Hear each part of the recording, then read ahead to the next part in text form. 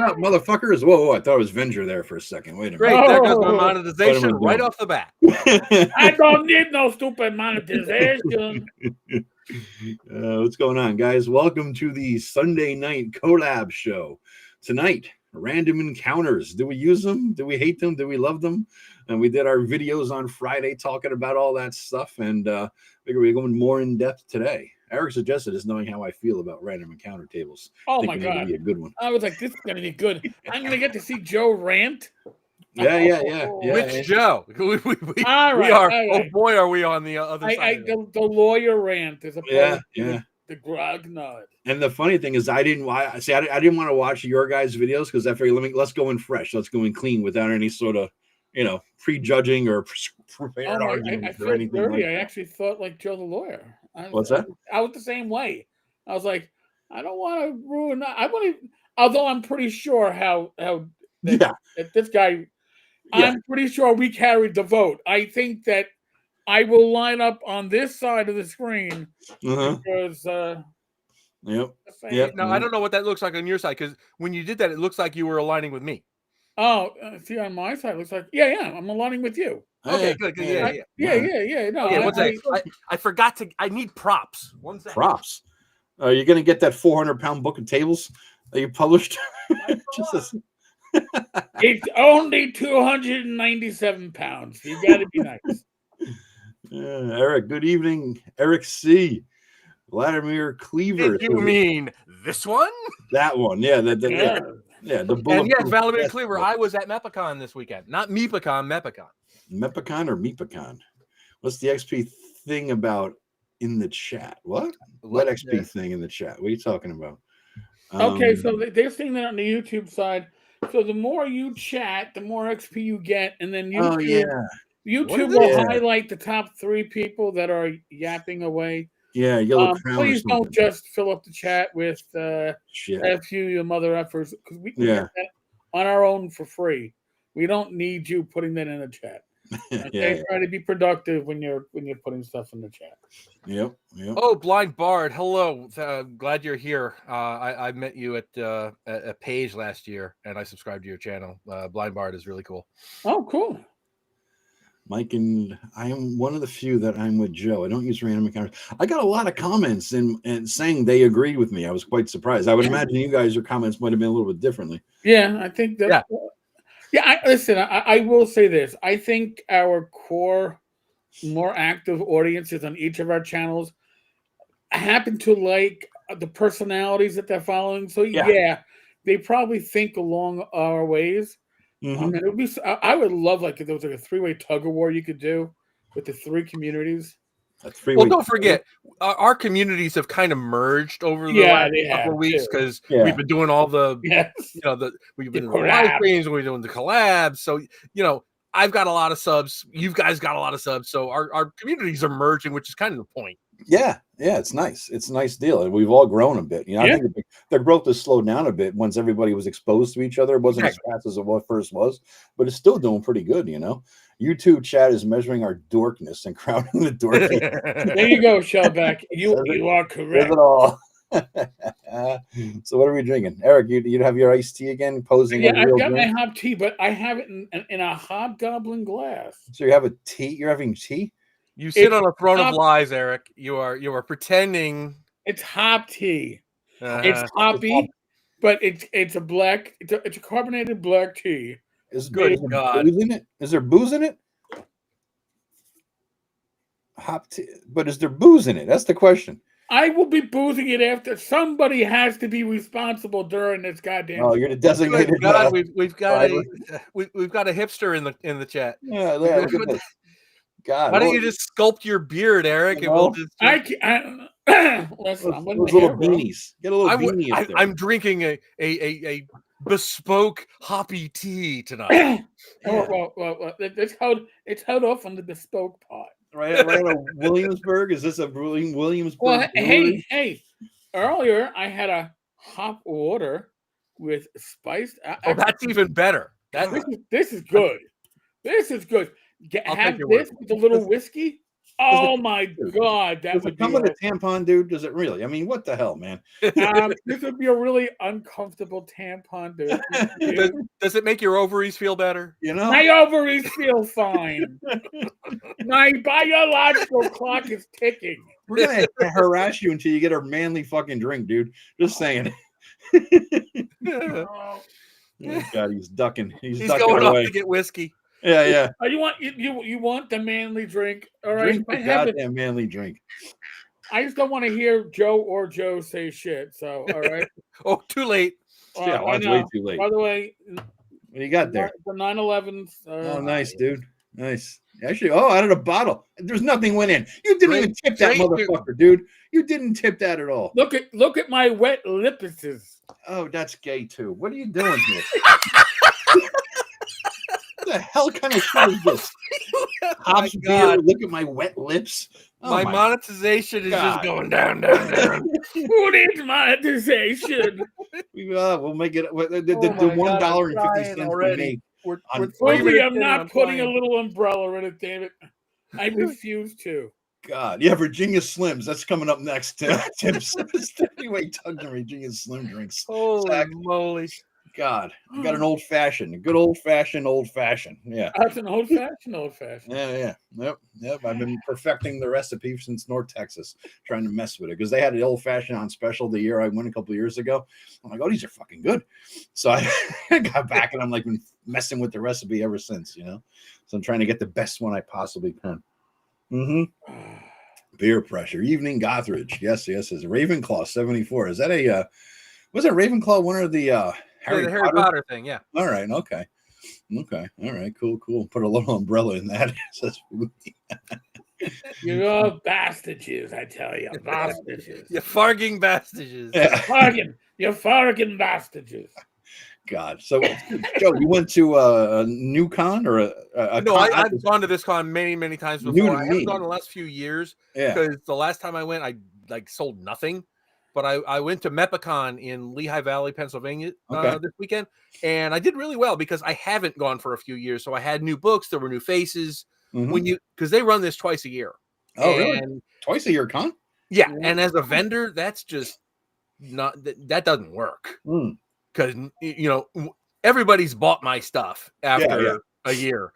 And so I held off for like 2 years and I went back to this weekend and it went great. So I'll go every couple of years. But it was really cool. It was a lot of fun. I got to hang out with the guy next to me worked for Goodman Games. Okay. And we had a lot of fun bantering between each other. I'd riff off of his stuff and bring people over to my table, and it was a lot of fun. That's cool. A lot of people. I mean, what's the size of the place? I'm guessing. Wild guess about 500 people. Oh, that's good. People. Yeah, it's not huge. It's smallish. It's a little bigger than like WizardCon or Central New York, but they'll get there. They will get to this size. Okay. And it's that kind of not tiny but comfortable. Good. And good. It's a really nice size. Yeah, that's 500 is North Texas size, right? Yeah, pretty much. Yeah, I actually made my hotel and airplane reservations the other day. Wow. So I'm good. I got the ticket a while ago, so I was all set. But I got my hotel. I haven't made my plane yet because I'm on this app that claims to get you these really low flight charges. So we'll see. I might just end up having to get a regular plane ticket. Yeah, I splurged a little bit for like 6 inches more of leg room. I'm on that emergency exit aisle because I'm too tall for. Well, you're huge. I mean, I can't. You're vast. Yeah. I'm 6'3". I can't. Comfort Plus on Delta. Yeah.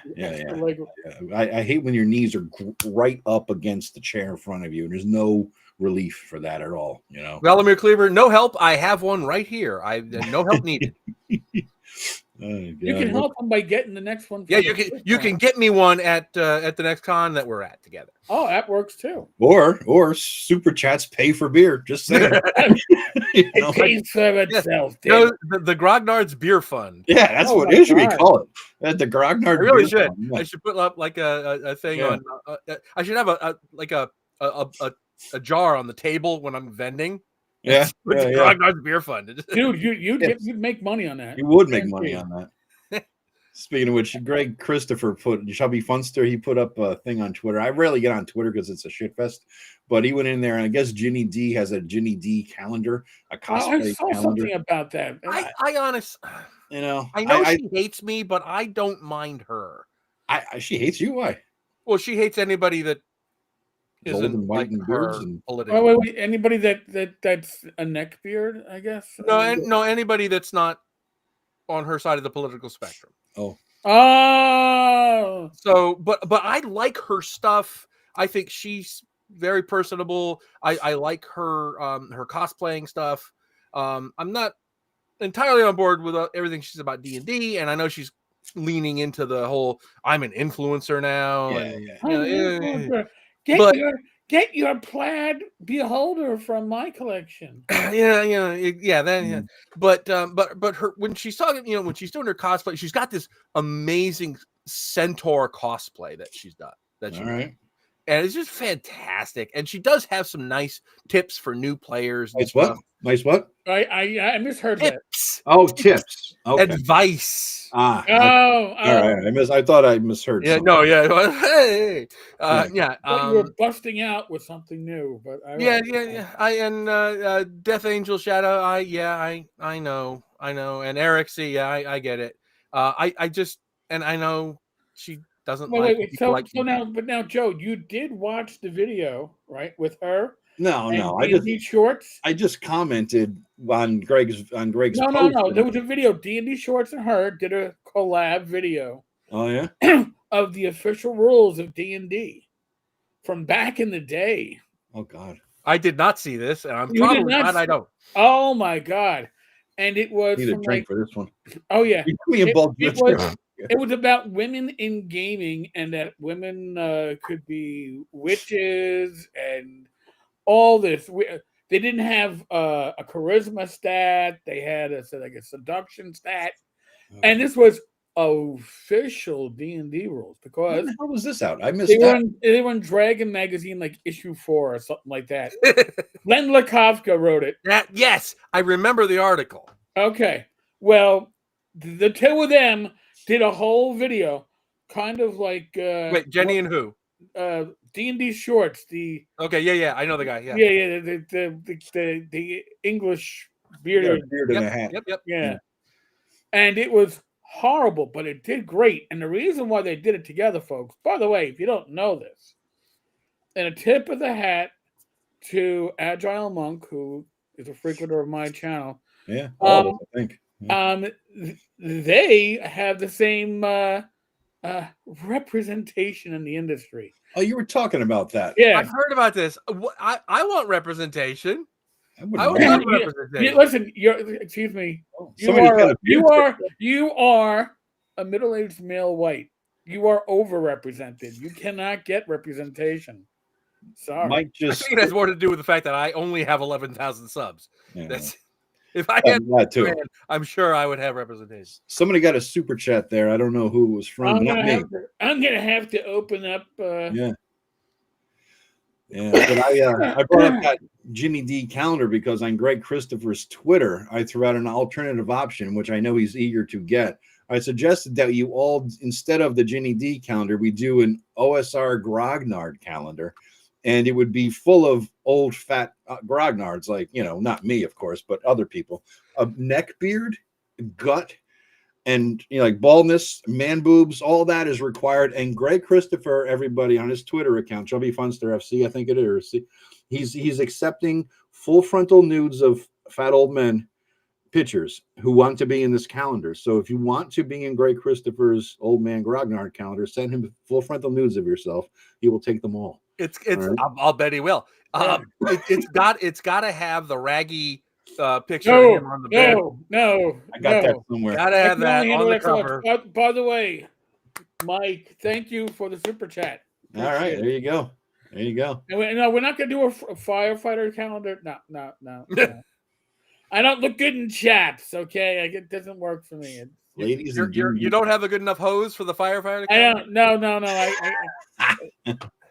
I think I have like one uniform shirt left from my police days because I gave everything.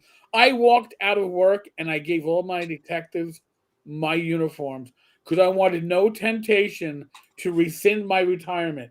And I figured if I had nothing left to wear, it was not going to have. I wasn't going to be able to come back, and I was right.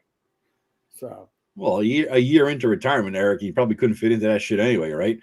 Oh my God, no! 6 months into retirement, it was like, what?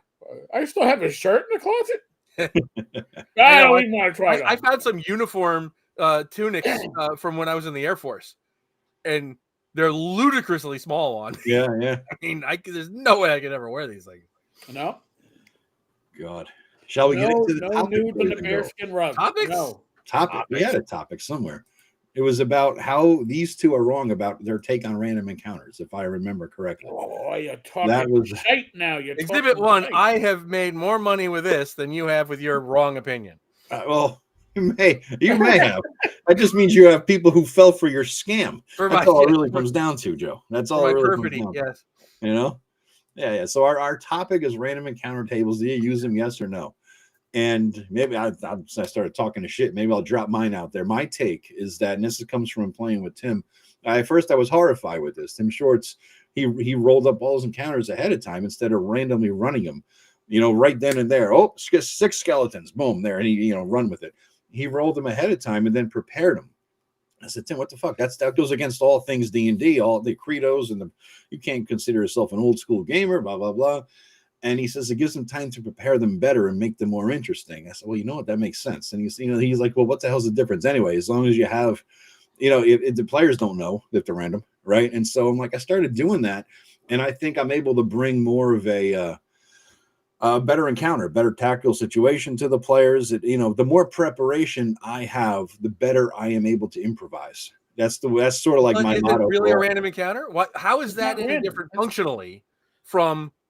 You just have encounter. It's programmed now. Yeah. You go to X marks the spot, and 3 clowns. The location isn't set, but the encounter is. The time may not even be set, right? The day of the travel or whatever, or the time of the dungeon may not be set, but the encounter is prepared. Like the next encounter that comes up will be the bugbears or something like that. And it has to fit the scene too, right? I mean, if you're underground and it's 3 bugbears in a cave or whatever the fuck, it's not going to fit if you're in a desert area or something. You know what I mean? So if you have a bunch of these encounters already prepared, 3 or 4, you can just drop them where you need them. And then if the next one's going to be the bugbears, or you could just pick and choose which one you're going to drop at them.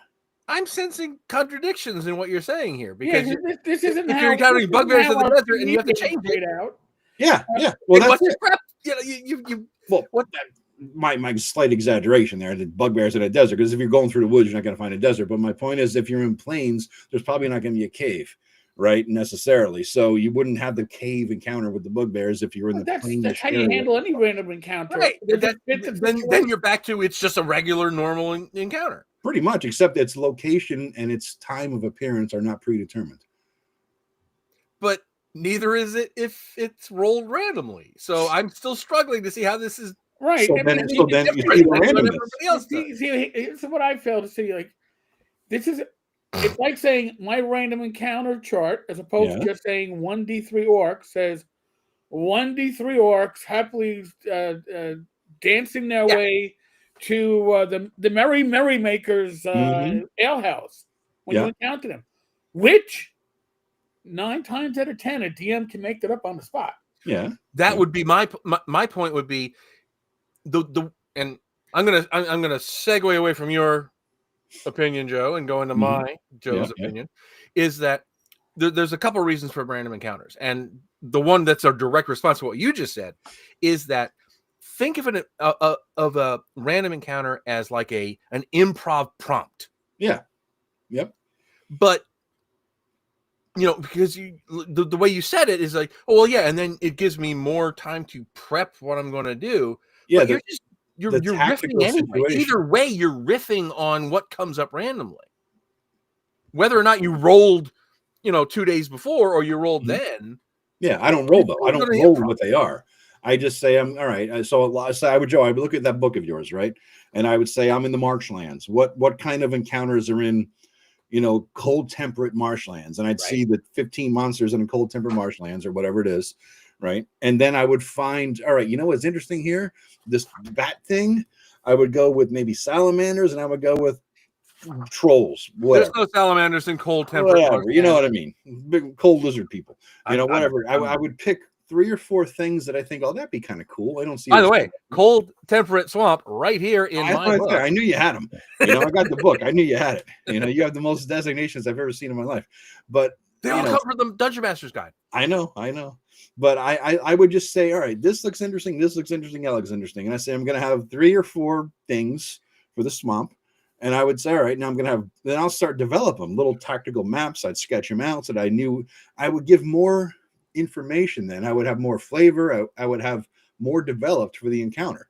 And then I could just, all right, so if I roll a random encounter and it comes up, you got a random encounter. What fits the situation of these 4 things that I've prepped? Oh, the troll here. That fits better than anything else. So I'll drop the troll on him.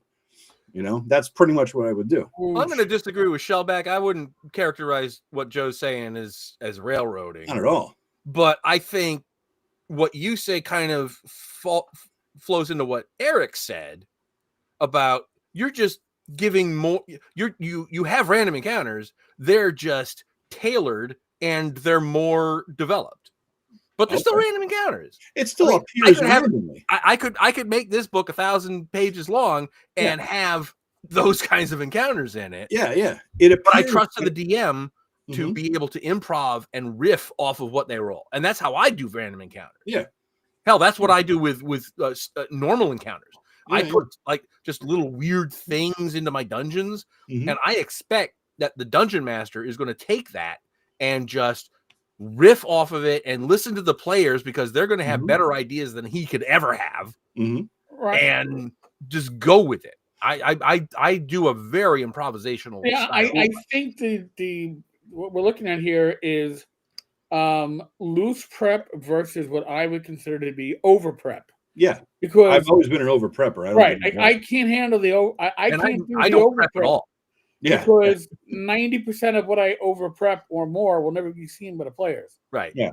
So and it feels contrived when you force them into what you've prepped. Right. It's like, oh well, you have to have this encounter because I fucking wrote it. Damn it. Yeah. You will encounter it because it's good. As opposed to, I love the Inkwell design series of cards because I've run a whole night of adventure by just saying, I'm going to pull 2 cards from this deck, look at them both, which one talks to me, and then I'm going to spend the next 10 minutes thinking up the adventure based on this card, and we're ready to go. I had to do that on a game night when the DM was like, I'm burned out, I can't run. I'm like, all right, and give me 10 minutes, I have something. But, that's my style. Now, again, having known Joe for this Joe. 15 years? Yeah. 15 years, I think, right? There's a reason why he's a lawyer. Yeah, that's a brilliant point. There's a reason why Joe's a lawyer, because he needs to understand the how, the why, the whole NIAT that we learned as a police officer is part of his DNA and wiring. Yeah. So if he doesn't know every part of why and how, and it doesn't work for him. Yeah, but with all that prep, with all that prep, it helps me to go off on any tangent that the players have. I'm prepared for it. There's a rule of thumb in lawyering, right? Whereas if you're going to be on trial, for every hour that you spend in the courtroom, that requires 10 hours of prep, right? If you spend a day in trial, you need 80 hours of prep to go to trial that day. And I've always took that as a mantra for my games as well, because you want to be prepared for anything the other side can throw at you. You do have to, bounce on your feet and figure out what the hell is going on. But my encounters are random as to time and place, but the encounter itself is fully fleshed out and developed before I get to that time and place. And Joe, that is a personal moral failing, and you need to to work on that, you go to your priest and confess that, because that is the wrong way to go. Sure. I do everything very improvisationally. I have my, I have the adventure, but I know the players are going to do things that I have no idea what's going to come. And you have to be able to dance like that, and you have to be able to respond to what they're doing. And I don't see why that should vary, whether or not it's a planned encounter. You key the dungeon, and you've got things, and they're going to go off. You think they're going to go here, they're going to go like that. Always. And I don't think there's any difference between running a game like that and running a game with a random encounter. I think you always have to be dancing, and you always have to be improvising, and you always have to be, and for the simple reason that often the players come up with better ideas than I've ever come up with. Yeah. And I listen to the players, and when I change the encounter to accommodate what they've thought of, not only does it make them feel smarter, because they've outsmarted me, but it makes me look smarter because I put something in that's much better than what I originally had. Yeah, I get that. I've done that too. I've done it too, but I feel more prepared to improv the more complexity I have in my head. The more complex this web of connections of the whatever the thing is that we're dealing with at the point in time, the more complexity that web is. Like if I know that 3 NPCs are in the bar, and it's if I know Larry, Daryl, and Daryl, I could riff off of that, right? But if I know that Larry's banging Samantha and Daryl is burying Samantha's husband's body in the backyard, if I knew all this shit ahead of time, then when you get into the thing, I could improv on a deeper level. You see what I mean? I have more. You have now ruined Newhart for me. Thank you. I've used Larry, Daryl, and Daryl as my go-to NPCs when I couldn't think of fucking names so many times. Every campaign has a Larry, Daryl, and Daryl. They always appear at the beginning when I forgot my list of names or can't think of one off the top of my head. That's Larry, Daryl, Daryl. But there was a book that I think, who the hell put it out? Shit. It was one of these, I think it was Toma Horrors. Was this the one? The Toma Horrors Complete that had, which one, Eric? I think had this situation where you had not only the monster, but a broken out encounter for it. No, that was Matt Finch's. It was Matt. Yeah, I know that. It was, oh God, his sword. Oh, I have it. I have 2 copies. Was it Monstrosities? Monstrosities, thank you. Yeah. No? That's Monstrosities. Yeah. Yeah, it is. It is. The Monstrosities. This book here, which is hard to find anymore. I picked it up on Amazon, I think. Back when I got it. I don't know if it's out more now. But he, like, for a giant macaw, you have to stat block, right? And then you have a situation that he lays out for you, which I thought was a kind of a good way to do it. And when you have swords and wizardry stat blocks, they're like, 2 inches long. And so you have the room and space to lay out something. And I thought that was kind of a nice idea. He has a lot more white space here. He could have had more encounters, but he was dealing with what he had, because I think he did a Pathfinder version of this thing too. That's why you all the extra white space. Well, yeah, when you convert from Pathfinder to OSR, you're gonna have a lot of white space. Yeah, just stat block alone. And I just need to put a general thing into the for people in the chat. When you say I agree with Joe, you need to identify which Joe you agree with. Yeah, good looking Joe or the other guy? or the better looking Joe. Car approves of this man. Oh my God, we got a good crowd here tonight, guys. We got 61 peeps watching right now. Holy shit! I know. We got holy shit. We got somebody on my Facebook. Finally, somebody. We got somebody over on Rumble. No, Twitch. I'm sorry. We got somebody at Twitch. I got 19 on my YouTube. Joe Block, you got 14, and Eric, you got 26 on YouTube. Killing it here, man. Yeah. Nice. People know me for the live streams. Yeah. When we make the joke that I'm here every night, it's less of a joke than it should be. All right, I agree with Joe. Yeah, thanks. Joe is Joe. Grognard is Grognard. All right. Well, as long as we have a lawyer. As long as there's a rule, I'm fine. Yeah. JTL. You can just say JTL if you want. That's people have abbreviated my long name for that. So yeah. So I don't know. I've always been of the side of over prepping is better for my improv. The more I prep, the better I am on improv, and I kind of like the depth and complexity. And I used to do that, and if I over prep, I am so obsessed with working in all of that prep into the session. Oh, really? Like what Eric said. Yeah. You know, if I put that much effort into it, by God, you are going to know it. And then it becomes, oh yeah, I have to nudge you over here so you can see all this brilliant stuff that I wrote.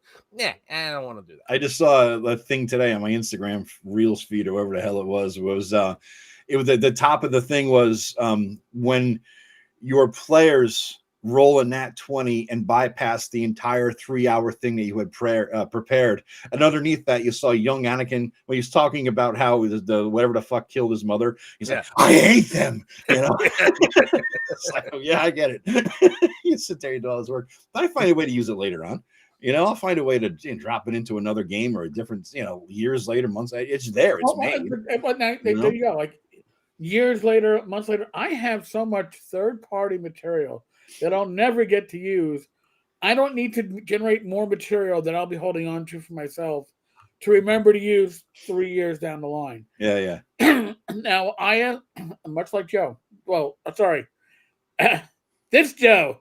It's like I'm poking him in the ass. Yeah, I know. Yo. No, you're poking me in the gut. Yeah. Oh, all right. Well, better that.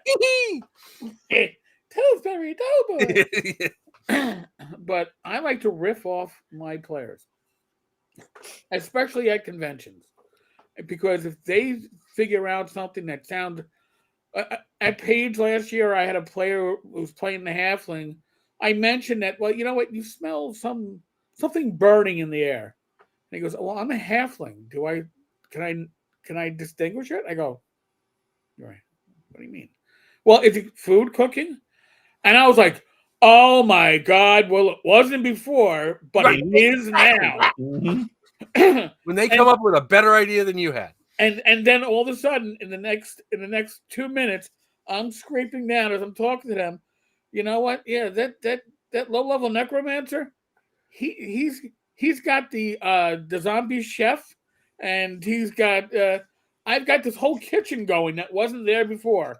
What it was before, it was just a fire going, like a little to keep somebody warm. But I'm like, no, that's better. And when they found it, they were like, oh my God, that's awesome. That wasn't awesome because of what I did. It was awesome because they inspired me. And I love, that's how I love being as a DM. I like my players surprising me and forcing me to surprise myself sometimes. Yeah. So that's why I like random encounters. And they don't have to be an encounter necessarily, okay? That chart of random encounters could be random encounters and events. It could be that, sound in the distance rattling.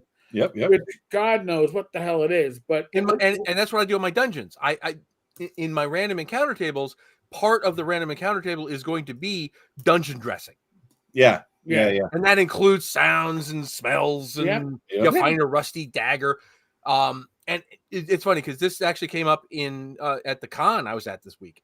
Somebody was telling me they had run Castleman Archmage, or they were running it, and their players went into the stables where there's this tattered cobweb, and there's pig bones on the thing, and it's all it is a little Easter egg about Charlotte's Web. All right. And his players spent like half an hour trying to figure out what the hell was going on here. That's nice. And I told him, yes, that's the point. Listen to them and make it work for them. Make it what they think it's supposed to be. You look like a genius for setting it up that way. They feel like geniuses for figuring it out. Mm-hmm. That's what those stupid little it's meaningless intrinsically things that I put into modules are for. It's to let we're kind of straying from the random encounter thing, but it's the same idea. You listen to the players, they will feel better and you will look better. Yeah. And just the Death Angels made a point there I kind of want to address because it's not quite true. He says, where was it? You can't prep for improv. It's counterintuitive. I don't agree. I mean, I just laid it out. You could improv on various levels. The most superficial level is the level of improv where you have no prep in there. If you have a lot of prep, your improv is much, much deeper. Much deeper. If you walk into a bar and there's 10 people in there, you don't know anybody's name, anybody's personality, you're going to riff with it. But I guarantee you, if you got a list of names and basic personalities, each of the 10 people in there, your improv when your players' characters interact with those people is going to be much, much better.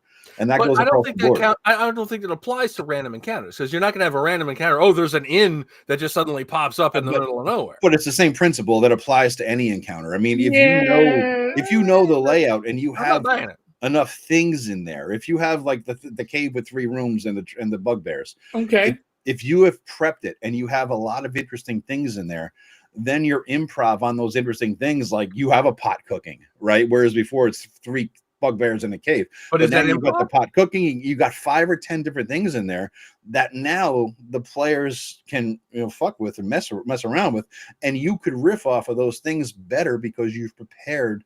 But is that improv really? That's not improv. It is when you got to riff off it and you're not prepared. And here's another one, and I think that this is being overlooked too. The assumption here is that every random encounter is a combat. Yeah. Good point. Every random encounter should not be a combat. Every random encounter should be a morale roll check. Not even a morale roll check, it's a reaction check. Reaction check. And it might be that, oh my God, listen, okay, they come across 3 goblins. Goblins are friendly. Why are they friendly? They're starving. All right? They haven't been able to hunt. They've been separated from their tribe. They're desperate. They'll make any deals they can with the players. Mm-hmm. That is 2 rolls, a random encounter roll and a reaction roll. And then you going, well, why? Now, if I plan that out ahead of time, I don't. Am I planning out their reaction too? Good. You may if you want to. I don't. Again, that takes the spontaneity, that takes the life out of the encounter, takes the life out of the cape. That's my opinion. Until it's happened, it hasn't happened. But if you've plotted it all out, it is essentially a railroad, but the tracks are less visible. There's no tracks. I think that's overstating the case. Yeah, I mean, no tracks. I would give Joe, the other Joe, the benefit of the doubt there. I wouldn't call that railroady so much, but over prepping is one thing. But I want to bring in an example from the first Gord the Rogue novel. Okay. Where Gary Gygax, 85, Gord the Rogue, and one of the encounters he has, and you can tell this is supposed to be what a random encounter is. Gord and Leah are going through, they've just escaped from the bandit kingdoms. They're in the hills, and they find a group of bandits. And when the encounter isn't just, the bandits just attacked them. The encounter is he interacts with the bandit leader, and there's a one-on-one duel to see if they can survive. But it's so improv. And if you had over prepped that, then you could take that into a completely different area than what the players might have wanted to take it. Yep. And in that respect, I think it's kind of, if this is even a term, micro railroady, because you're railroading the way the encounter should go, not necessarily the way the adventure's going. Okay. But if you have just, you meet some bandits, and then the players are frantically figuring out, what should I do here? And you give them the freedom to do that, rather than, okay, you're meeting some bandits and this is how that encounter is going to go. Well, I never know how the encounter is going to go. Where we're talking about in the comments. Yeah, I think that's what people are thinking of in terms of railroad. I never know where the encounter is going to go. I mean, that's why when you say it takes about the improv, there's in every fucking encounter I've ever run, no matter how prepped it was, you're always improvising and thinking on your feet, because the players always do shit. Well, sure, you're not prepared for. That's part of DMing. So you're always going to improv every encounter. My point is, I want to be prepared for at least the low-hanging fruit. You know what I mean? So that I don't have to use my brain power for, there's a limited number of brain cells here, right? So I want devote them to the higher, more interesting things, and not not the low hanging fruit. I can prepare the low hanging fruit. I'm good to go. You're always going to improv on something, Yeah, but it's like you're a better improvisational DM the more you're prepared, the more you know your situation. Like Rob Connolly, right? Here's an example. Rob knows the city of Invincible Overlord, the city state of Invincible Overlord, like the back of his hand. He could probably rattle off the names of everybody and every business and all their fucking stats because he's been running that city for 40 plus years. Now, when he improvs in the city state of the Invincible Overlord, he's coming into that with 40 years of knowledge about who, where the lady hangs her laundry, about, how the guy's hemorrhoids. You know what I'm saying? So his level of improvisation is so much better than I've ever seen within a city. And that's what I was kind of striving for, was the more knowledge you have, the more information you have, the more immersive the thing can be. But that's background knowledge, right? That's knowledge of the setting. Like I could do that with Greyhawk. Yeah, I'm sure you could. But put me in City State of the Invincible Overlord. I don't know. I've played it, but I don't know it that integrally. But I'm not sure that that's necessarily justifying the kind of over prep that robs you of the ability to improv. That actually, no, I'm even phrasing it wrong. It's not robbing you of the ability to improv. It's robbing the players of the ability to take that encounter into a different direction than you might have wanted it to go.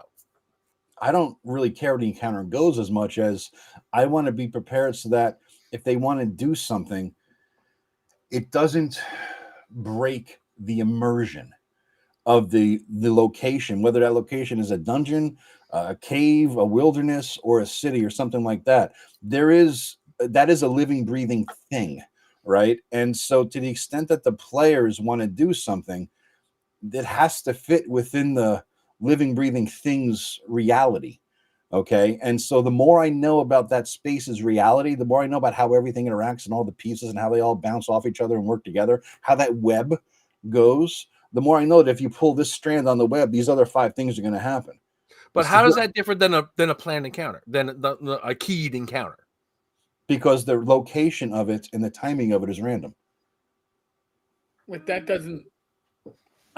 So it's really the difference. It's random in a sense that when it happens, I'm going to roll the dice. Any random encounters for today? Yes. No. Okay. Yes. You got a random encounter in the overnight.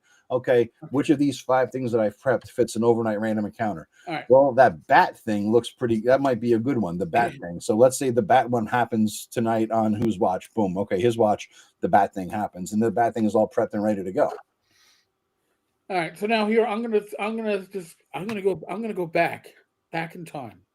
I'm going to go back in time to when DCC first released. And I was running DCC, and Joe the lawyer you were playing, Miss So-and-so. She was, you had a female character that was a caster. And Joe likes his casting characters. Yeah. I will play any role the party needs. I as a DM, you used to playing various roles. I'm happy with, but Joe is somebody who thrives on playing a caster. Except for Shadow Dark, because fuck that shit. Well, for the same reasons you're going to get at right now. Yes. So DCC casters are. Where's that book? Not necessarily very consistent in what their abilities can be. Mm-hmm. So when you're playing AD&D, you're playing BX, you're playing Adventures Dark and Deep or whatever, you cast a spell and all right, my magic missile does 1d4 plus 1. And it always my firebolt as a 5th level caster does 5d6. Yep. You play DCC and it's either premature ejaculation or you killed your partner. There's it's one extent or the other. You don't do much of anything, or there's dead bodies all around because you blew up your own team. Everything. Yeah. Or your arm turns into a sea urchin. Yeah. And I think we did the funnel and listen, I gotta say, the DCC adventures are well written. They are. And as an improv DM, they are loose enough that I was able to riff off it. Mm-hmm. But that inability to have, and listen, yes, 5d6, people are going to argue, well, you could roll 5 or you could roll 30. Yes. Yeah.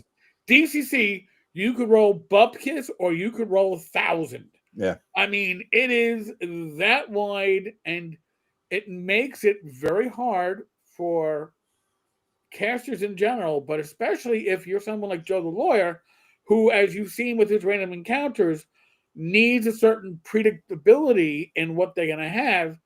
DCC, we saw early on, I saw the DM, was like, not a good fit. It's not a good fit for this group. It's not going to work. Yep. Fun for a convention play, by the way. I would advise you to play it at a convention. It rocks. You guys but if you got to do spell burn, you better be at a convention and not have to worry about living afterwards. And that's my same thing on Shadow Dark, Eric. That's why Tim was shocked I don't play a caster in the Shadow Dark games. I hate them.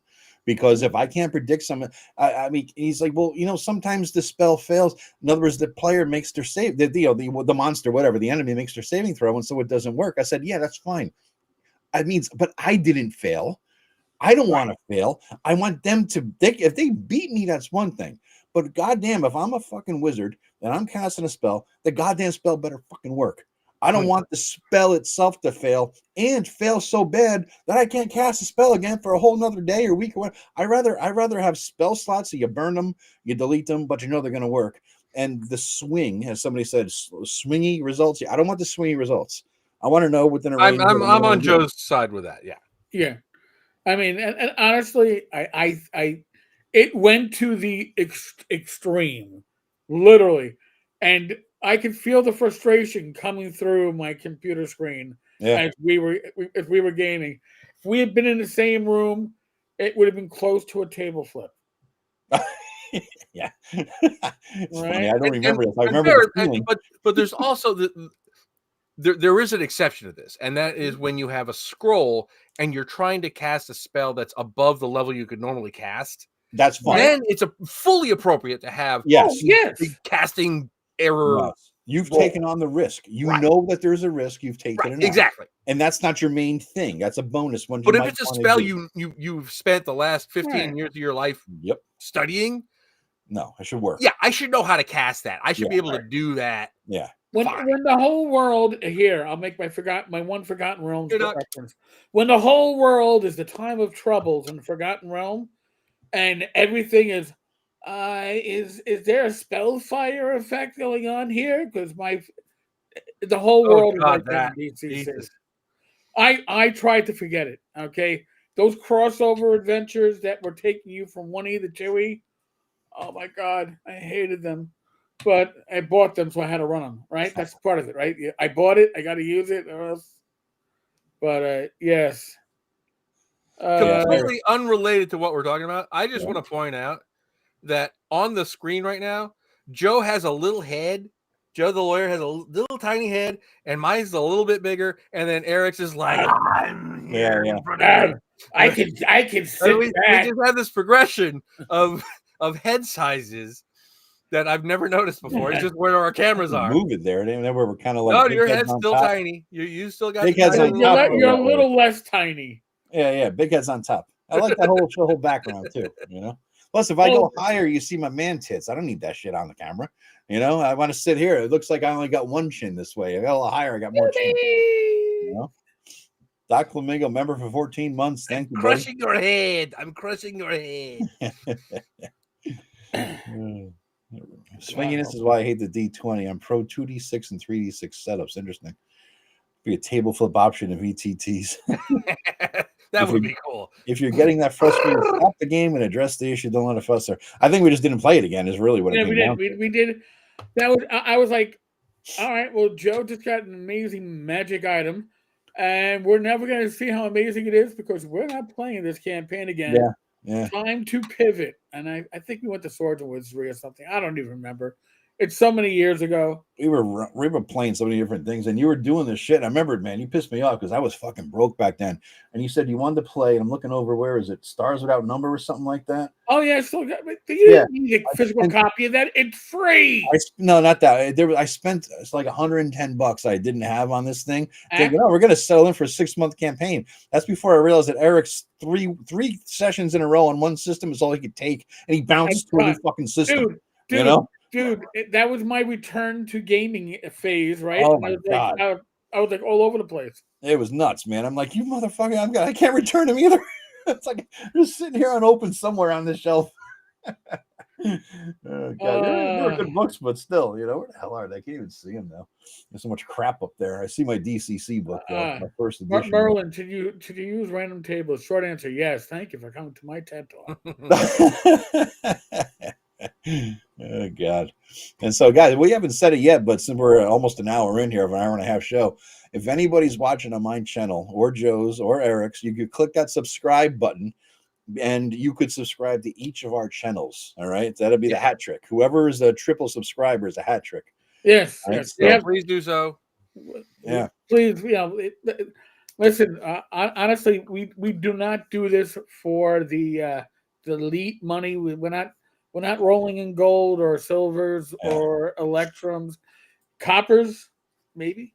I mean, but when I still get annoyed because every once in a while I'll see a comment on like Facebook. These YouTubers, they put up these videos, they make thousands of dollars, and for what? And it's like, and maybe Professor DM does. Yeah. Here's my revenue for the last 30 days is $143. And that's what a ridiculous amount of output of videos that I've not usually do. So that's not let me check right now what my analytics tells me I've earned in the last 28 days. Yeah. Let's see. Yeah. Okay, $298. And I got 152. All right. Not that we're measuring penises or anything like that, but if we were, only because of the generosity of people like Agile Monk, who's gifted a number of members, and that counts subscribers. Yes, and that counts super chats. Yes, and that counts gifting of memberships. Yes, it actually counts if you have a shop attached, like you're selling shirts. All those incomes come in. Yeah, I'm at 343 and change. Yeah, so this is. Yeah, you do. Eric's a fucking machine. He posts like 5 times a day. What I'm saying. I put up one. Listen. I know from my blog days.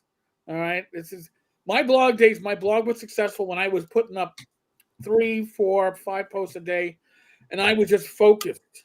Yeah. And then when I stopped focusing, now I'm like 3 or 4 posts a week on the blog. I put up a short every day. So what I'm doing now is I do 1 8 to 12 minute video daily, but I'm trying to do it the Joe Block way. I'm trying to like put a day aside where I can do like 3 or 4. Yeah. And I had that planned. I planned it out just over 2 weeks ago. And the night that I planned on doing it, I came down with cold from hell. Yeah. And I was like, I'm really able to sometimes get 2 videos in, so I get a little bit ahead of the curve. But I'm working on scripts otherwise, and the live streams. And the live streams, folks, no matter who's doing a live stream, whether it's me, Joe, or Joe, the live streams are literally for you. This should be. You don't make any money off it. You don't make any money off it. I've had conversations with people. Unless you super chat. That's it. Yeah, you don't really make money. Yeah. We'll be on for 2 hours. You'll make $1.50 in advertising. Literally. But the thing is, it's for you. It's how you get to interact with us, with our co-hosts, with our guests. This is your opportunity to essentially go to a convention from the privacy of your own home while you're sitting on a toilet or whatever the hell you're doing, and converse with other members of the gaming community and us live. Get a beer, because this is just like it would be if the 3 of us were at ShireCon at a bar having a beer. This is exactly what we'd have. And in fact, what I did last week, because I screwed up so bad, and I said, our show is this weekend. I'm like, God damn it, I messed that up. And then I put my freaking thumbnail saying, Sunday night, but I guess I put the date as Saturday night. And Saturday night, I was at a Led Zeppelin cover band show, and I'm sending videos from the show. People are like, Joe, you're going live? No, man, a goddamn big concert. Can't you see what I'm talking about? What cover band? Tell me. Zoso. Oh, really, yeah. Good. It's my second time seeing them. They're great. There's also Stripperella, which is Stripperella. Oh, it's an all-female cover band. Oh, I heard about a Led Zeppelin one, yeah, like that. But yeah, so I'm on YouTube. I screwed up so bad. They do a cover of the Levy, which is fantastic. Nice. But I screwed up so bad that I figured I'm going to do a show for you guys Sunday because I messed up the whole damn weekend. And what I did was I dropped a link in the YouTube chat where anybody could click on it and join the restream and do a video hangout with me, and that's fun too. You know, so I mean, stuff like that is what I've only done that with members only in the past. But I figured, what the hell? I mean, I screwed up bad. So, speaking of audience participation, guys, we know what next Friday's video is going to be already. The sci-fi fantasy mix. Do you mix and match? Right. And so we don't know. That's again, next Sunday is not our day, correct? Right. Correct. Better not be. I'm in another con. So basically, that means the following Sunday after that, we neither have a topic for Friday nor and that goes always the same topic for Friday carries over Sunday. Do you guys suggest anything? Do you want to see anything? Is there anything out there that you guys? Oh my God, I wish you guys would do a triple collab video and then a live stream on this topic. You are talking my language because I do my videos 2 weeks in advance. You do. So messes me up. I'm a last second guy, and this freaks them out because like Monday morning, I'm like, here's my video. I love it though. I know. I listen. You're my inspiration because I'm trying. I'd love to get like 4. Listen, doing a video daily in addition to long form like live streams isn't rough if you bang them out in an evening and you're done. Oh, I do. I take Sunday afternoon normally. I take Sunday afternoon. I do my Tuesday video. I do my Friday video. I do my Sunday video. I just boom. Yeah, I could bang out 3 or 4 videos in less than an hour usually. You know what I mean? So it's nice. But and knowing that there's a deadline puts me on some level of accountability. Yes. You know, so. Valamir, by the way, you guys got me. I always wanted to talk to you 3 guys while I was sitting on the toilet. You've never been a police officer because I'll tell you, the conversations that happen when you got people lined up on the toilet is disgustingly interesting. We got some. One of our commenters, Merlin Sturgandalore, asked if we're going to be at PAX this weekend. I will not. My next con should be TotalCon. Joe? And I'm going to probably hit TotalCon for a day. I'm not going to do the whole overnight thing probably. I'll just go there for a day and chill, you know. I'm not going to be at PAX because I will never, ever go to PAX Unplugged again because it was a horrific experience. It was emotionally scarring to me. But I will be at PhilCon next weekend, just walking around. It's a sci-fi con, and I'm going there with my wife, and we're just going to have a weekend together. And you'll see me in my classic Trek pilot uniform, just walking around having fun. There's got to be a picture of that somewhere, Joe. All right. I've got one on my Facebook. Show us on the camo PD Bear where PAX touched you. I was waiting for that. I will talk for half an hour about how awful PAX Unplugged was. Why? What's the? Give me a 2-minute elevator speech. What's the okay? Deal? First of all, it's enormously expensive. I had literally the worst table in the entire dealer's room. It was $1,500. Holy! They make you pay for $1 million insurance policy. What? Yeah, cost me another $1,000. For what? An insurance policy to make sure I didn't back my car into a pillar or something. What the fuck? And then the load in and load out was so onerous because you're stacked up. You got cars waiting to go into the thing. Jesus, it was horrific. And the beauty of it was I made a ton of sales. I made almost no profit. Yeah. I made more profit at Mepicon a couple months later, which is a dinky little 300, 400 person con. I made more profit there than I did it at PAX Unplugged. I will never go again. Jesus. Hey, we got a lot of topic ideas in here, guys. Let me just sort of go through them a little bit. All right. Let's see. PAX East. Jesus, I lost track of the topics here. All the suggestions you guys were doing. Are we supposed to be taking notes? I think it's a topic we should be. Why is Joe the lawyer wrong? That should be just like a level setting. Every topic should be that. Well, they'd be real short because I'm never wrong. So I mean, he's never wrong except tonight. All right. So Barrier Peaks was somebody suggested. Well, that feeds into next week's topic for our collab, right? That works. Yeah, so that's covered. Yeah. Next one was best edition game for Bard class. I gotta say no to that because I hate Bards. I fucking hate Bards. So I mean, Joe has a good Bard class. I'll give you that, Joe. It's one of the better Bard classes, if not the best I've ever seen. All right. So here, quick note. I wrote a Bard class. My first published work in the industry was in Knock issue 7. Mm-hmm. My God, 14 years ago, because it was published right before I got married. And that also happened to be the last issue of Knock. So apparently you killed it, Eric. I killed it with my Bard class on Georgia Midstream. All right. Next one was I love lists, perhaps top three favorite monsters to use when DMing.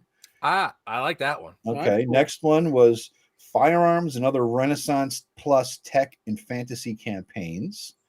Does that fall into the? It's not really. It's different. It's like yeah. I'm going to take my blunderbuss and shoot some cutlery at you. We played a 2E the Dark Sun campaign, and I kept saying I want an arquebus. My character just always wanted an arquebus. I'd rather have an abacus. Oh wait, no, I know. I'm talking about the little Chinese calculator we had. Yeah, yes. Well, back in your day, Eric, that was standard, wasn't it? That was standard, you know. They actually tried to teach us how to use that in elementary school. Me too. No, I got to be when I was in middle school. They actually taught us how to use a slide rule. I never learned a slide rule. I learned the abacus. We were literally the last class at my high school to learn how to use a slide rule. Dude, I learned how to do addition and subtraction with Roman numerals. Leave that shit. Catholic school, man. Oh, what to say? Yeah. Next topic. Latin. Yeah. Next topic. Developing NPCs and factions. That's interesting. Yeah.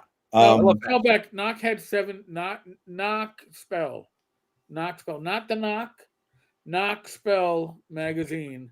Matt Finch had 7 issues out a decade and a half ago. Yeah. Here's a good one. I'd be interested in your thoughts on alignment and your preferred style of play. Joe has very good detailed write-ups on alignment in his game. I think that were pretty interesting. I actually did a whole video about the alignment. It was good. I saw it. It was actually really good. I think that could be in it because I have a different take on alignment than you guys. Than you, Joe, at least. I know that. I didn't use alignment at all for a long time. And then I realized how essential it was. Let's see. I think that's the last one. Favorite non-fantasy RPG. I only like fantasy RPGs. So it's actually tough because I've got 2. One is Fastest Star Trek. Okay. The old Fastest Star Trek RPG was amazing. I loved that. We played that forever. The other would be Ring World. There was Chaosium did a Ring World RPG, and I love Call of Cthulhu.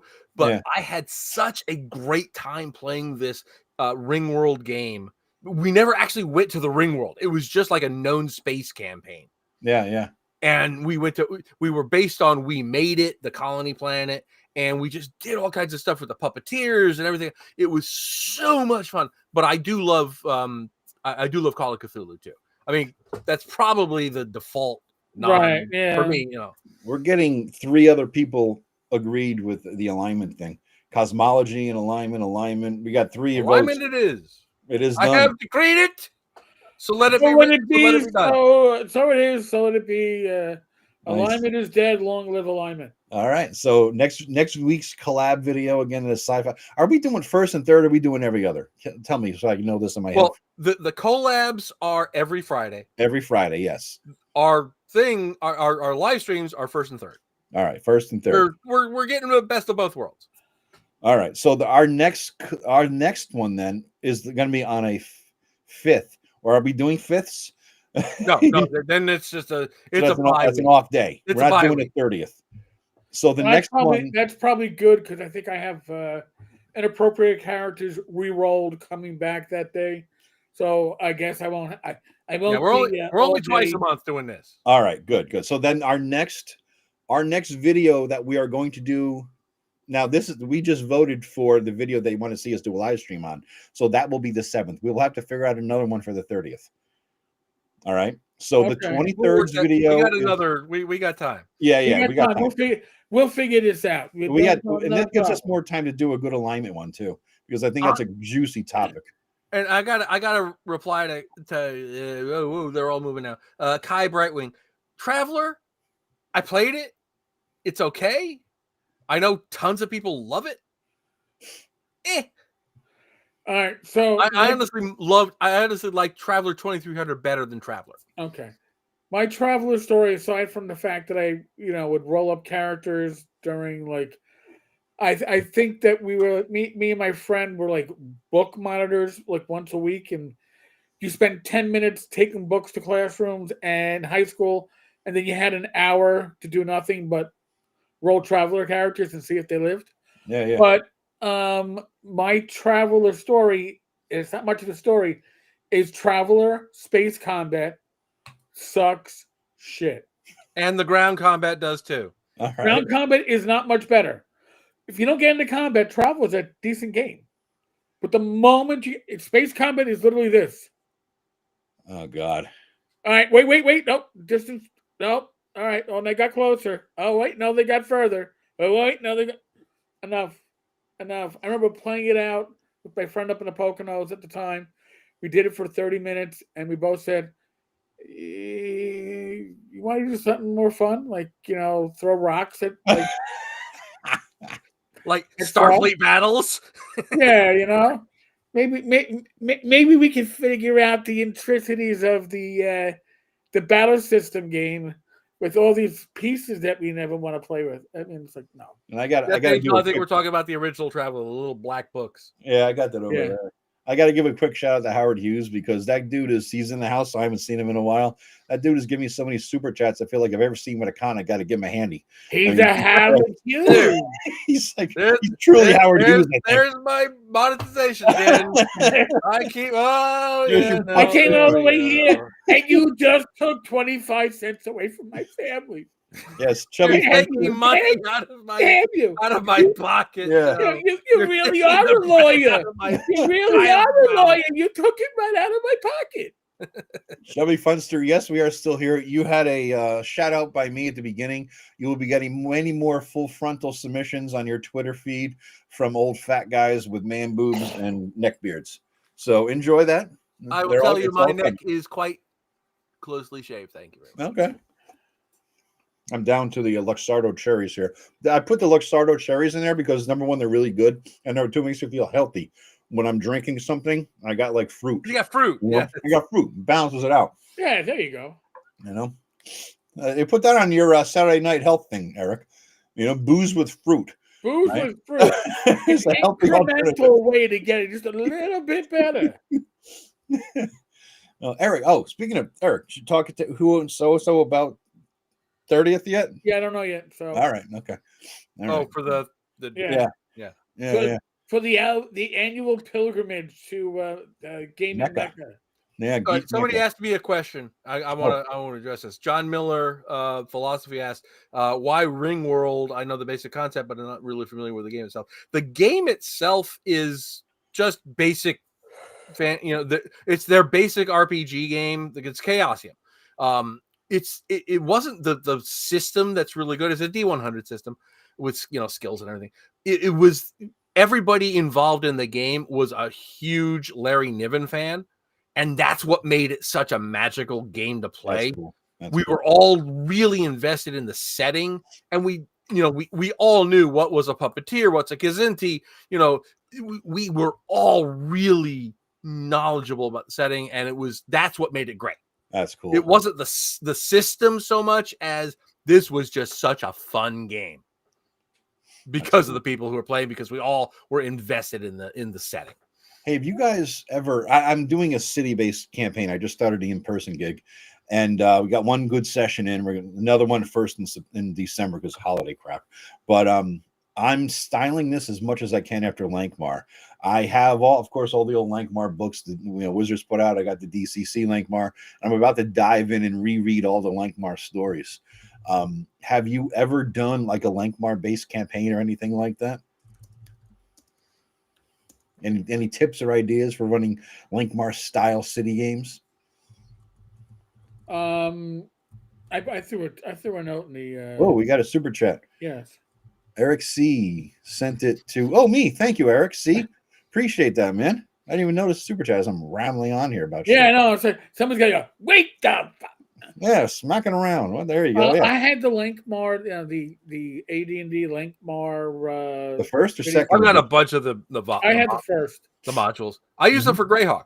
I take pieces of those and I put them into my city of Greyhawk. Yeah. I ran them. It wasn't so much a campaign. You just did a couple of sessions in there, and then it wasn't the best of cities. Steve's World, and oh my God, what was the other one that was put out by the same people that developed Steve's World? Los Chaosium. Nicodema Press. They had another. Can't see that far without my glasses. Kars, the city of Kars. Oh, okay, yeah. Yeah, these were, they still are. These are what, if you're looking to run a city in a fantasy RPG, regardless of system, because they built them for like 9,000 systems back then. These are things that you should look at because they set great examples. Lankmar was great, not because of the city that included, but just for the lore of Lankmar, right? That they were working with. What the fuck? What is this, Howard Hughes? Howard, what? We're not going to Green Dragon Fest because we're not 5e players looking to suck on the knob of. What the hell is Green Dragon? What Fest? Is it? I don't even know what Green Dragon Fest is. Isn't it that one out in the UK? Does everybody go to a castle? Yeah, I think so. Oh, it's one of the D&D in a castle things? Oh, but isn't that where one of they got all the Ginny Ds and PDMs and all those guys go out there? I don't even know if PDM goes, but I know Ginny. I don't think he does, but Jenny D does. And I'm sure D&D Shorts is there.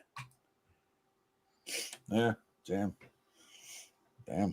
That's insane. I mean, you gotta figure. Thieves. Yes, John Miller, you're right. I was thinking of Thieves World, the thing that Chaosium did.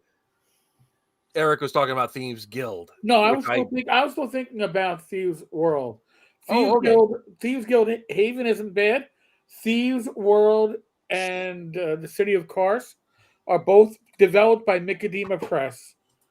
Even though it's published by Chaosium and Nicodema Press are the ones that developed Thieves World, and they did an amazing. I know I'm a font of useless fucking knowledge on this shit. But they did such an amazing job with both products. You can't go wrong if you can find either one on the secondary market. If you don't have it, snag it. But the Tenka's vote of approval, seal. Green Dragon Fest are people with more money than brains. Yeah, insane. you want to hang out with people and be their friend or something. You know what I mean? Just say, yeah. Jesus Christ. I'm in Tennessee. Howard Hughes, the crap professor D&D mentions. What crap professor D&D mentions? I don't know what you mean there, Vladimir. Yeah, I don't know, but we are not going to a castle to hang out with 5e players. No. If I want to hang out with 5e players, I can go and I can get onto one of those find the D&D in New York City, and it's all. We should do a D&D in the Cloisters game. The what? The Cloisters. I wonder if we could. What the hell's the Cloisters? It's a museum right on the Hudson. I never heard of it. All right. Did you ever go to high school? Did you not go to the Cloisters? I went to the shittiest. I went to the shittiest, lousiest high school on the face of the earth. I got out of there with an 8th grade education, man. I haven't been to the Cloisters in about, I don't know, God. Oh, it's been years since I've been, but let's do that. Let's set up D&D in the Cloisters as a counterpoint to D&D in the Castle. That's cool. I wonder if they let us play. Last time I was there, it was for an SCA event. They rented out space. Really? Yeah. That's interesting. Eric, you got the lowdown on New York. You got, I mean, you're from New York, you guys. I mean, you're Jersey, obviously. I'm Connecticut, New York. You could figure it out, maybe, you know? Yeah, we'll try. It literally is the northern tip of Manhattan. Yeah. Right. Yeah, right there. If you're in Manhattan and you drive past the George Washington Bridge exit, yeah, and you're like, oh shit, then you're in the cloisters. Essentially, It's like, oh, the last time I went to the cloisters, I had to drive around the cloisters like 10 years ago when I missed my exit, and I was like, oh. Well, I missed my exit years ago in New York. I drove around the fucking projects. And then I'm driving around and I couldn't figure my way out. And something very large hit the roof of my car. I'm like, it was like a scene out of The Wire. I'm like, let me the hell out of here. Holy shit. And I got stuck on the turnaround. I'm like, what the hell is this? So Joe, you experienced airmail. Airmail? Is that what it's called? That's what it's affectionately known as. Yeah. It's airmail. It is anything from generally C or D batteries to cinder blocks, ceiling tiles, paint cans, car batteries. Jesus, trust I didn't want to get out of the car to see what the hell it was at the time, figuring I get whatever the hell on and a gunshot maybe. So I'm like, Jesus, let me out of here. Let me the hell out of here. It's sad that those areas are like I feel at home in those areas, but yes. God. Not that I'm going to suggest that we have a D&D group, in the middle of a housing project. No, it would be live action survival role play, really, when you think about it, So Howard Hughes is going to North Texas. That means I'm going to have to get ready for a fucking reach around if I see him, since I do owe him for all the super chats. Thank you. I will see you there, Howard Hughes. Write that down, Howard. Howard, yeah, I owe you. And we'll keep him to it. We'll watch. Whoa. Little OnlyFans. Hold on a second. Little D&D OnlyFans. Wait. I can do more than watch. I can break out my new DJI. Dear God, I thought you were going somewhere. Yeah. I can break out my little camera, and it's got stabilization, and so the show goes up and down. I thought you were going. No, way different than filming. I got my little camera. I thought you were like, it'll be great on YouTube. I want some of that. It'll be great on YouTube, Joe. Okay. Let's do the cloisters and we'll check it out. We'll talk about it when we're down there. Yeah. That's an idea then. I don't know a damn thing about it. I've been there for an SCA event. I've been there for other things. They do rent out space. All right. Yeah. No, I'm going to be there. How cool would that be? Greg, I bought my ticket. For the con a couple months ago, so I didn't miss out. But I bought my plane ticket and my hotel a couple days ago. So yeah, I'm in there, man. Don't forget don't forget one of the first things you got to do: get your ticket to the midnight auction. Yeah. You want Splash Zone if you can get it early. No. Don't want to get nowhere near the front, and whoever Gallagher the auctioneer. And by the way, as a reminder to the general populace, if you're at North Texas, Thursday nights we do a whiskey tasting. We live stream it, so it'll be on. Listen, if Joe and Joe, we may stream that to all of our channels. I'll bring my iPad. I'll bring the iPad if I'm invited. I mean, last time, Joe, I know it's a limited invite, so it was. Remind me, I will hook up a friend. Appreciate that. Yeah, it was a limited invite. It was the world's worst whiskey. We're at a German bourbon, whatever. The German year. German bourbon. The German whiskey was meant to be a horrible year. By the way, it was terrible. And Chris said it. I think that's the one I was there for. Yeah, Chris said German whiskey is not good.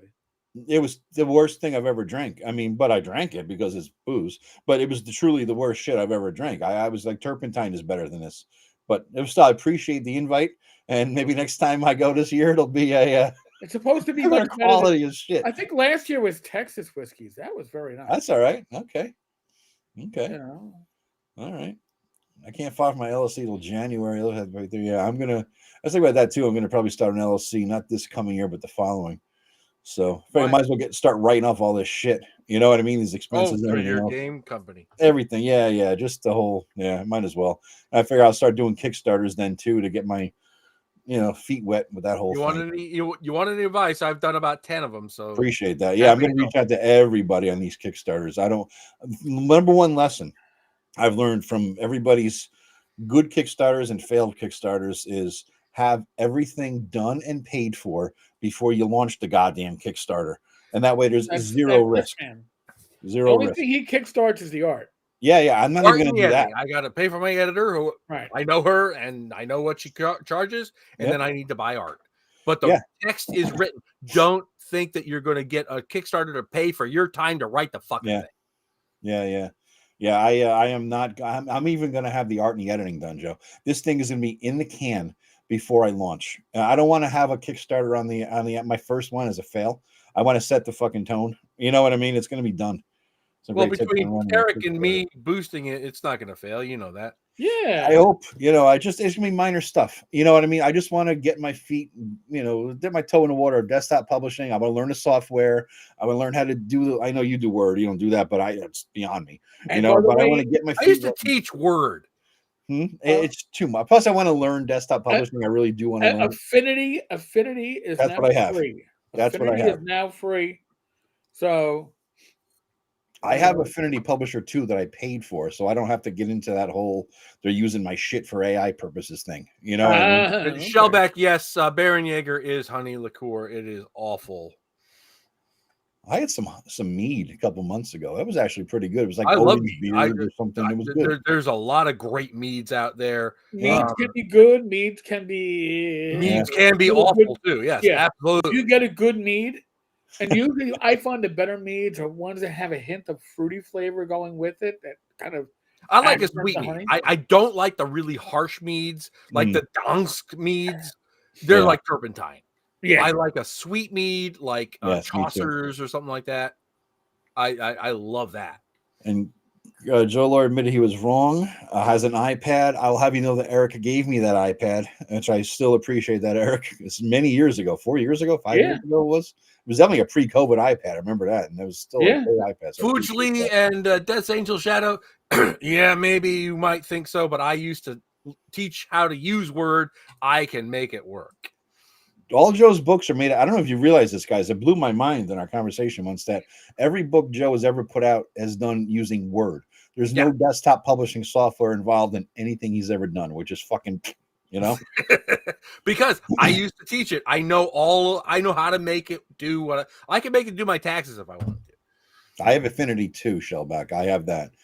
Because I just upgraded from Affinity 1 about a year ago to Affinity 2. I don't see the difference because what I use it for, I don't understand it anyway. So the whole Affinity suite was bought out by Canva. So and then what Canva did is they said, you know what? We're going to make this free to use for everybody. That's nice. So is there any? That's a good question. There, form fillable PDFs. As I'm sitting here doing my paper printed with pencil, my character sheets and this and that for the complicated stuff. Is there a good non-Adobe, free, preferably, form fillable PDF creating software? You guys know of any? But not if you want to publish anything on drive-through. Really? Yeah. You got to use Adobe. They're very strict about the format you have to use, and I have not yet found a free PDF creator that will actually get the format right. But there are tons of free things that you can use to make a PDF that's form fillable. Okay. All right. Well, I would publish it eventually, right? So I guess I'm stuck with a fucking Adobe. Yeah. I'm blessed by the fact that I have the last non-subscription version of Adobe. Yeah.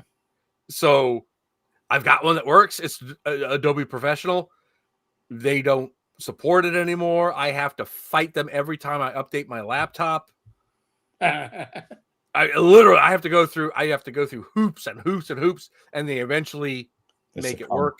Yeah. But yeah, you for the particular, because drive-through is really, really particular about the format of the PDFs. Why did it give a shit? It's just the way the software works, because they're handing it off to a publisher, and it has to have it has to be strictly compliant.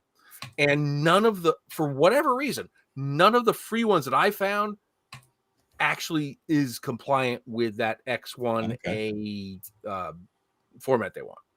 All right. Interesting. John Miller. We'll all, dude. Eventually, our tribe all finds each other. Eventually, John. Yes. Miller. So we will meet some point, someday, some con, some bar, most likely. We're all, we're always going to be there. I knew that. I was looking for Eric when I got to North Texas. I did my first time there, and I'm like, "Where's Eric? I'm just going to go to the bar." Remember in North Texas, we actually convinced them to keep the bar open. We had to, yes, because they were closing it at like 11:30 last right call. And then and I remember I was there and we're like, keep the bar up, and they told me after the morning after they made $2,000 just in that time that they extended it open. It's like, yes, because people are finishing up their games and now they want to talk about. Listen, who tells war stories? Soldiers, right? Cops, gamers. Yeah. And I got news for you too. A lot of the gamers at North Texas are active and retired cops and soldiers. Yeah. Weird.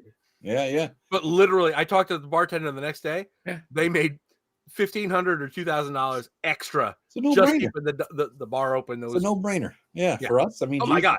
And their tips were, think about how much. Oh, the tips are. That's not even counting the tips. Yeah, I always tip good there. I always tip good anyway because I was a waiter at some point. So anybody who's a former waiter, bartender, you always tip good. It's just in your blood now, because you remember when you got ripped off by some asshole, and so you always try to make up for that asshole with everybody else. I worked retail for 8.5 years, Stearns department store, and I sold electronics most of the time, but I would pick up overtime as a stock guy, taking out the electronics that other people were Crazy Eddie. No, we hired one guy from Crazy Eddie, and the first day, this kid tells me, "Oh, by the way, when I was at Crazy Eddie, we had this great scam about how we would mark out valid merchandise to be damaged to get returns on it to then sell it out." Wow, that's really cool. I might want in on that. Hey, Bob. Yeah. You know that new guy that they just hired from my department? Fired him. Yeah. Who did his background? You're in security. His prices are insane. Yeah. I go. He just gave me a great idea about a scam about how to mark out brand new TVs to sell them out of the back. All right. Yeah. All right.